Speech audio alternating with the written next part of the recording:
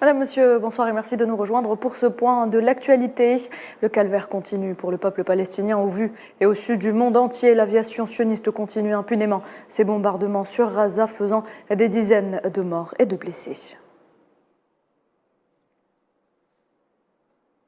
Des dizaines de blessés ont été transportés à l'hôpital de Rafah après qu'une frappe aérienne qui a ciblé plusieurs maisons dans la région. Des dizaines de victimes ont été enregistrées ainsi que plusieurs blessés. Le caméraman d'Al Jazeera, Samer Abou Daqa, inhumé ce samedi à Khan Younes. Le défunt a été lâchement assassiné hier alors qu'il couvrait les bombardements qui ont ciblé une école abritant de nombreux déplacés dans la ville. Samer Abou Daqa laisse une épouse et 4 enfants derrière lui.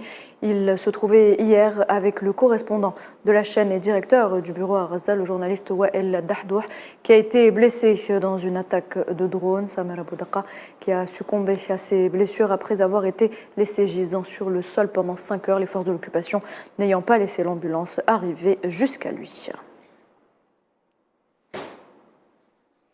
L'Organisation de coopération islamique dénonce le ciblage délibéré par les forces de l'occupation de journalistes et de leurs familles dans les territoires palestiniens occupés. L'organisation a renouvelé son appel à la Cour pénale internationale pour continuer l'enquête sur tous les crimes commis par l'entité sioniste contre les civils palestiniens, y compris les journalistes qui font face au quotidien aux agressions délibérées en exerçant leur métier. Et au 71e jour de l'agression sans fin que subit le peuple palestinien, le ministère de la Santé dénombre 18 890 martyrs depuis donc le 7 octobre dernier. 70% sont des femmes et des enfants. Le nombre de blessés, lui, s'élève à plus de 51 000, sachant que des milliers de personnes sont toujours portées disparues.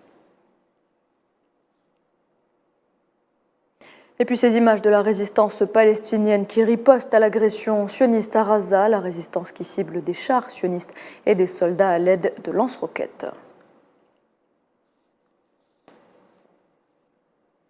Et puis vous êtes certainement tombé sur ces vidéos montrant des soldats sionistes chantant et récitant des prières juives à travers des haut-parleurs à l'intérieur d'une mosquée de Jénine en Cisjordanie occupée. Des images provocantes qui ont fait le tour des réseaux sociaux. Une profanation de ce lieu de culte, affirme l'imam de la mosquée.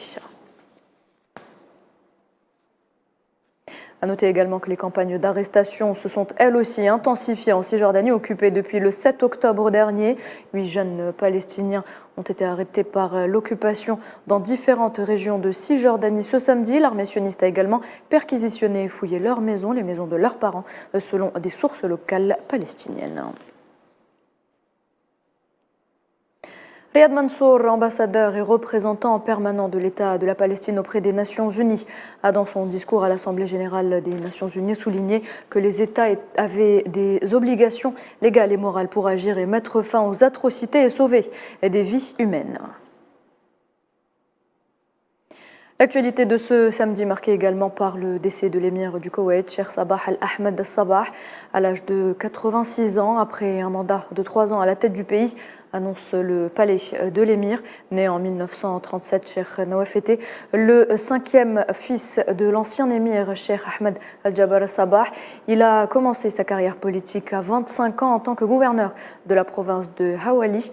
Avant de lancer sa carrière ministérielle, il a notamment été ministre de la Défense et ministre de l'Intérieur. Cheikh Nawaf a été nommé prince héritier. C'était en 2006 par son demi-frère Cheikh Sabah Al-Ahmed Al-Sabah et pris la relève en tant qu'émir à sa mort en septembre 2020 à l'âge de 91 ans.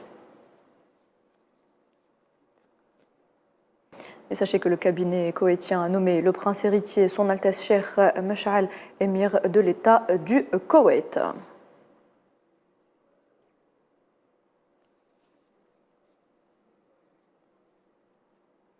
Le nouvel émir du Koweït qui a décrété un 40 jours de deuil. Et voilà, c'est avec cette information qu'on arrive à la fin de ce point de l'actualité. Merci de l'avoir suivi. Je vous retrouve à 19 h pour le journal de la rédaction.